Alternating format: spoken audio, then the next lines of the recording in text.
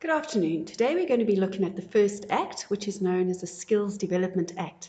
It's often abbreviated as SDA. So I want to give you two scenarios. We have Joe, who has just matriculated and he's going to go off to university and study and get a BCom degree. Joseph, on the other hand, has been working for a company for 35 years. So I want you to think about what kind of qualifications each of these gentlemen have. What skills have they learnt? And what training will they need in the workplace? Because what you must remember is you're going to have both a Joe and a Joseph working for the same company, and their skills need to be developed, hence the name Skills Development Act. So we're now going to look at what is the purpose of the Skills Development Act. And it develops the skills of people in South Africa in order to improve productivity. It invests in education and training for workers, and it does this by paying 1% of the gross salary, and the employer pays this over as a skills development levy. Now, because it invests in education, the employees are then better trained. It improves the chances of getting a job for previously disadvantaged individuals too. We now need to look at the effectiveness, or previously the impact. So what are the positives and what are the negatives? So some of the positives are that your staff are now motivated and well trained because they feel that they are equipped to do the job they need to do. It reverses the imbalances of apartheid and the education system that previously existed. It makes businesses far more successful. The negative side is that there are a lot of extra costs. Remember, the company has to pay 1% of the gross salary as the skills development levy. This also means that there's more paperwork or more administration that now needs to be completed. And SETA courses, which stands for Sectorial Education Training Authority, these courses may not really be available. Many service providers that offer training services are not accredited with SAQA, and businesses may not support this government initiative. So there are a number of negative things which affect the way that the business has to apply this act. We now look at compliance, okay? And compliance means what must the business do in order to follow the Skills Development Act. Number one, they must register with SETAs. They have to pay 1% of an employer's payroll to the Skills Development Levy, which is collected by SARS. That is a legal obligation.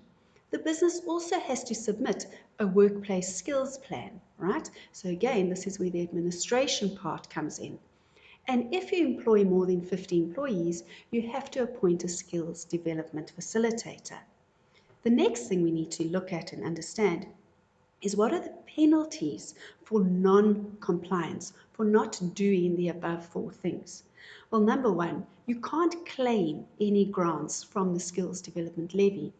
The second one is that a labour inspector could order the business to stop operating should the business be found guilty of illegal practices. Let's now move on to the role and function of SETAs, right? This question is often asked in a final exam. And there are a number of SETAs in South Africa. I've just put three up there. The ETDPA is the education one. Agri is for agricultural. Food and beverage would be your hospitality SETA. So what is the role and function of SETAs? They have to report to the Director General. They need to promote and establish learnerships, and learnerships are programs that take place in the workplace. They need to provide accreditation for skills development facilities. They need to register learnership agreements and learning programs. They need to monitor and evaluate the actual training by service providers.